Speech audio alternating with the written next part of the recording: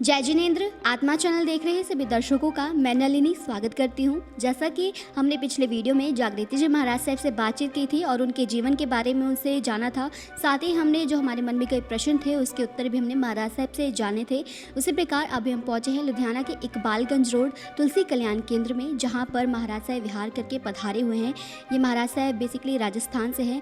शासनपति श्री विमल कुमार जी महाराज साहब हैं और यहाँ पर पधारे हैं और इनसे बातचीत करते हैं, इनके जीवन के बारे में इनसे कुछ प्रश्न पूछेंगे। मत्थे वंदना महाराज साहब, जैसे कि आपने संसार के जो भौतिक सुख सुविधाएं हैं उनको छोड़कर वैराग्य के मार्ग पर आप चल पड़े हैं, तो आपको ये प्रेरणा कहाँ से मिली? जीवन में कभी कोई घटना घट जाती है और उससे मन में वैराग्य भावना उत्पन्न हो जाती है, या किसी परिवार में किसी की मौत हो जाती है उससे भी वैराग्य भावना उत्पन्न होती है, या कोई संत महात्मा प्रेरणा देते हैं और उसके सोए हुए संस्कार जग जाते हैं। तो मुझे मुनि श्री नेमीचंद जी स्वामी उन्होंने मुझे प्रेरणा दी और उनकी प्रेरणा से मेरे में भावना जगी। महाराज साहब, आपका जो पुराना जीवन था वो कैसा था और अभी का जीवन है वो कैसा है? ऐसे मैं 15 वर्ष का था जब साधु बना, और उसके बाद उस समय तो मैं बच्चा था, 15 वर्ष का था। 15 वर्ष के बाद मैंने साधु जीवन स्वीकार किया और आज मुझे 62 वर्ष हो गए, साधु बने 62 वर्ष हो गए। मुनि आचार्य श्री तुलसी ने मुझे दीक्षा दी और उनके सानिध्य में रहकर हमने संस्कृत, प्राकृत और अंग्रेजी और हिंदी भाषा का अध्ययन किया और उनसे हमें आगे बढ़ने का रास्ता मिला। हमारे धर्म संघ में योग्य, योग्यतर और योग्यतम ये परीक्षाएं चलती थी। उसमें संस्कृत, प्राकृत, हिंदी, तत्व ज्ञान आदि सब का अध्ययन कराया जाता था। महाराज साहब, अगर हम बात करें आपकी शिक्षा की, तो आपकी शिक्षा आपने कहाँ तक प्राप्त की हुई है? क्योंकि जो कुछ लोग होते हैं जो अजैन होते हैं उनके मन में ऐसा होता है कि महाराज साहब जैसे कि जो साधु बनते हैं, हो सकता है उनकी शिक्षा उतनी नहीं हो, इस करके वो शायद साधु बन गए हो, तो आप क्या कहना चाहेंगे? ऐसे मैं जब साधु बना था, जब 8 क्लास पास की थी, और उसके बाद हमारे धर्म संघ में शिक्षा के लिए विशेष कार्यक्रम है। उस समय जब मैं साधु बना था उसमें योग्य, योग्यतर और योग्यतम ये 3 परीक्षा होती थी, और योग्यतम परीक्षा होती थी उसका MA के बराबर होती थी। आज हमारे धर्म संघ में जैन विश्वविद्यालय है, जैन विश्व भारती में यूनिवर्सिटी है, जैन विश्वविद्यालय, उसमें अध्ययन कराया जाता है और MA, PhD, हमारे अनेक साधु साध्वियाँ MA है, PhD किए हुए हैं। तो हमारे धर्म संघ में शिक्षा का स्तर बहुत बड़ा है। महाराज साहब, जैसे कि आपने संसार के भौतिक सुखों का त्याग किया हुआ है, तो क्या वाकई में आपके जो मन के अंदर वो सारी जो सुख सुविधाएं हैं, क्या आप वाकई में मन से उनको आपने त्याग किया है कि अभी भी आपके मन में कहीं ना कहीं वो लालसा होती है कि मुझे ये सुख चाहिए या ये सुख चाहिए? जब व्यक्ति के सामने बड़ा लक्ष्य होता है ना, तो छोटी सुविधाएं उसके लिए गौण हो जाती है। हमारा लक्ष्य है मोक्ष, सुख प्राप्त करना, तो उसके लिए कोई कठिनाइयाँ भी आती है तो उस कठिनाई को हम सब हंसते हंसते सहन करते हैं और आनंद के अनुभव करते हैं। हम अभाव में भी आनंद का अनुभव करते हैं। महाराज साहब, जैसे कि आपने वैराग्य के मार्ग पर आप चल पड़े हैं, तो ऐसे कई लोग होते हैं कि जो गुरुओं के प्रति उनका झुकाव ज़्यादा होता है और वो भी चाहते हैं कि वो गुरुओं के मार्ग पर चलकर दीक्षा प्राप्त करें, तो ऐसे लोगों के लिए आप क्या कहेंगे?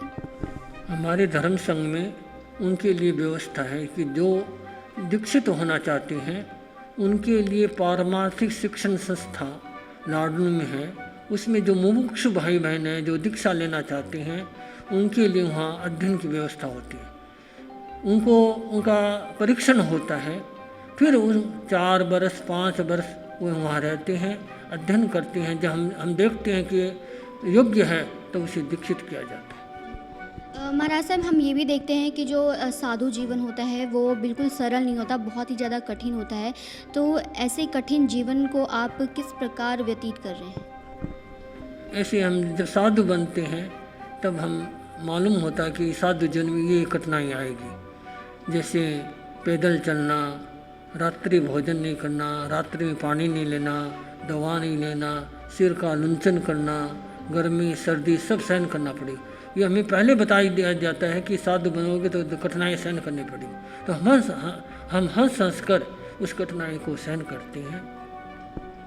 महाराज साहब, जैसे आपने बोला कि इसमें सबसे मुख्य तो यही होता है कि जो पैदल विहार करते हैं, चाहे सर्दी हो चाहे गर्मी हो, सबसे ज़्यादा तो कठिनाई गर्मी में होती है। पैर तपते हैं, इतनी गर्मी में धूप के कारण पूरी ज़मीन गर्म होती है, उस पर हम पैदल चलते हैं, तो वो आपको कितना कठिन लगता है? कई बार तो एक्सीडेंट्स भी हो जाते हैं। ऐसे गर्मी के दिनों में चलते हैं, गर्म पैर भी गर्म होते हैं, उसको हम समभाव से सहन करते हैं। और एक्सीडेंट होते हैं उसमें हमारी भी लापरवाही होती है, और जो चलाते हैं उनकी भी लापरवाही होती है। वो जानबूझकर कई शराब पी कर आते हैं और जानबूझकर टक्कर दे देते हैं, इससे एक्सीडेंट हो जाता है। महाराज साहब, एक और मेरा प्रश्न है कि जो केश लोचन होता है, वैसे तो कहा गया है कि अहिंसा परमो धर्म, लेकिन फिर भी जब केश लोचन होता है तो वो भी किसी न किसी प्रकार की हिंसा होती है, क्योंकि उसमें भी पीड़ा होती है। तो इस पे आप क्या कहेंगे, कितना उचित है ये? ऐसे हमारे यहाँ 22 परिचय बताए गए हैं, उसमें केश लोच को परिचय नहीं बताया गया है। क्यों? 22 परिचय तो हमारे रोज़ आने वाले हैं, और ये तो हम साल में 2 बार लोच कराते हैं, लुंचन कराते हैं। तो ये कष्ट है, लेकिन हम उसको भी हंसते हंसते सहन करते हैं। हमें तकलीफ तो होती है, पीड़ा भी होती है, लेकिन हम उस पीड़ा को भी सहन करते हैं, हंसते हंसते सहन कर लेते हैं। हिंसा वाली बात नहीं है, लेकिन जो लुंचन करते हैं तो कष्ट तो होता ही है, लेकिन हिंसा वाली बात नहीं है। हम अपने मन से उसको सहन करें। महाराज साहब, ऐसी कई बातें होती है जैन धर्म में जो कि बाकी लोगों को पता नहीं होती है, तो ऐसे में आत्मा चैनल ने बीड़ा उठाया है कि वो उनके सभी प्रश्नों का उत्तर दे। तो एक और प्रश्न अभी मेरे माइंड में ये चल रहा है कि जो जैन धर्म है उसका अभी इतना प्रचार नहीं हो पा रहा है, तो इस पे क्या कहेंगे? ये इसका क्या कारण है कि जैन धर्म अभी उतना फैला नहीं है, लोगों को जैन धर्म के बारे में पता नहीं है?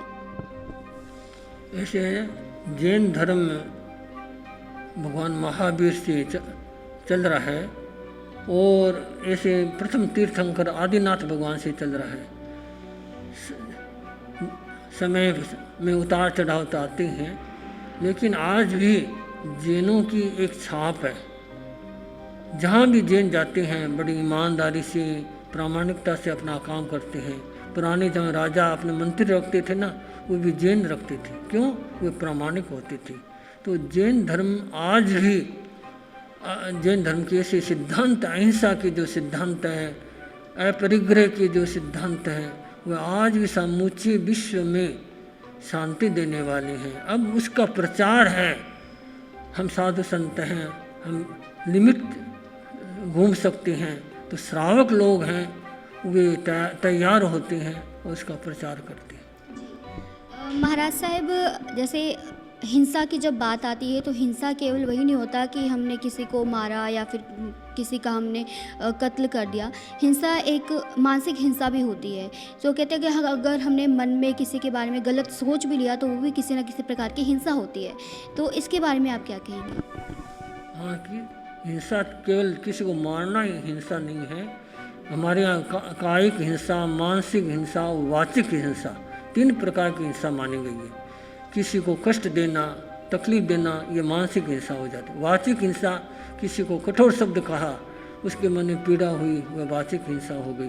वो कायिक हिंसा, किसी को मारना, ये कायिक हिंसा हो गई। महाराज साहब, हमारे जो दर्शक अभी देख रहे हैं, आप उनको क्या मैसेज देना चाहेंगे आगे, कि वो अपने जीवन में ऐसा क्या करें कि आगे चलकर उनको भगवान की जो भक्ति है वो प्राप्त हो? जैन धर्म में संयम को बड़ा महत्व दिया है। जब व्यक्ति अपने जीवन में संयम की आराधना करेगा तो वह शांति और सुख का अनुभव करेगा।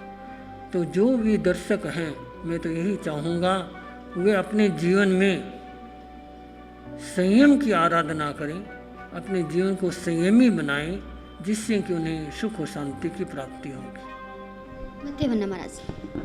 मुनिश्री मधुर कुमार जी महाराज साहब, मुनिश्री अक्षय कुमार जी महाराज साहब, मुनिश्री धन्य कुमार जी महाराज साहब भी यहाँ पर मौजूद हैं। इनसे भी बातचीत करेंगे और इनसे भी इनके जीवन के बारे में जानेंगे कि इनको प्रेरणा कहाँ से मिली कि ये संसार के भौतिक सुखों का त्याग करके वैराग्य के मार्ग पर चले। मत्थे वंदना महाराज साहब।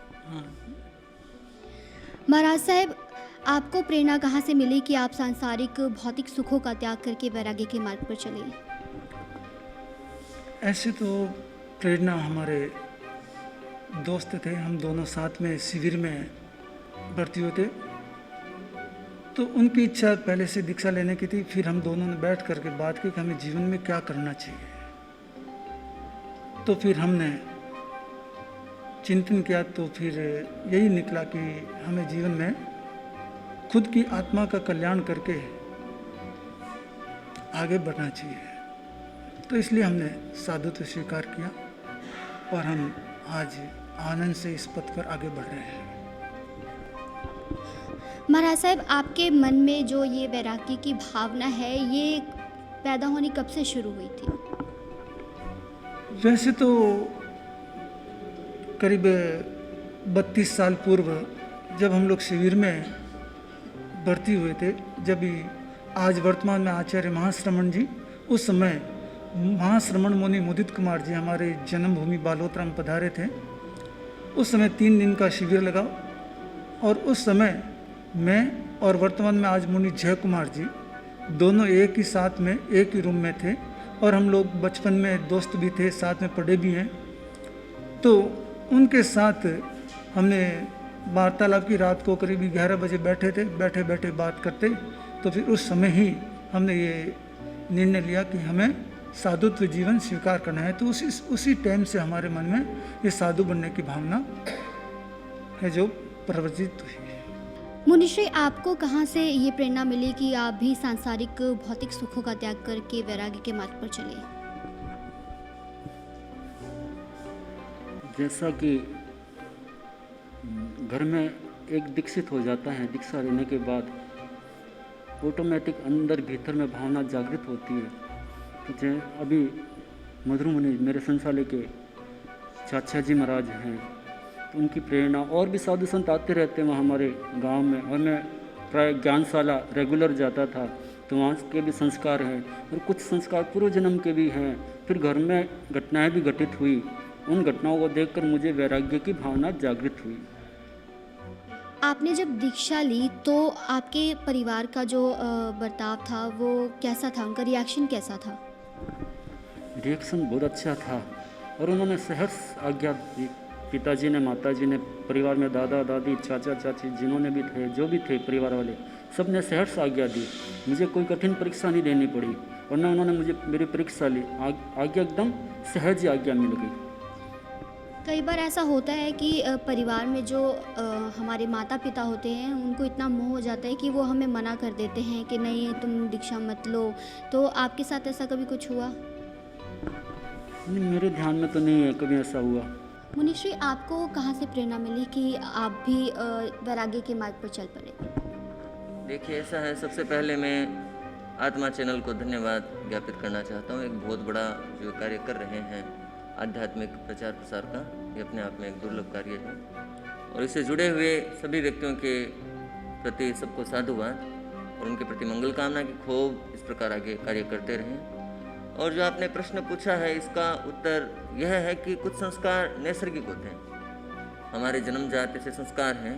बचपन से ही हमें साधु साधुओं के प्रति एक लगाव रहा है, फिर धीरे धीरे वो संस्कार जागृत होते गए और इस प्रकार ये गुरु की कृपा से वैराग्य जागृत हो गया। तो आपके परिवार में आपके माता पिता का क्या बर्ताव था उस वक्त? उनका क्या रिएक्शन था?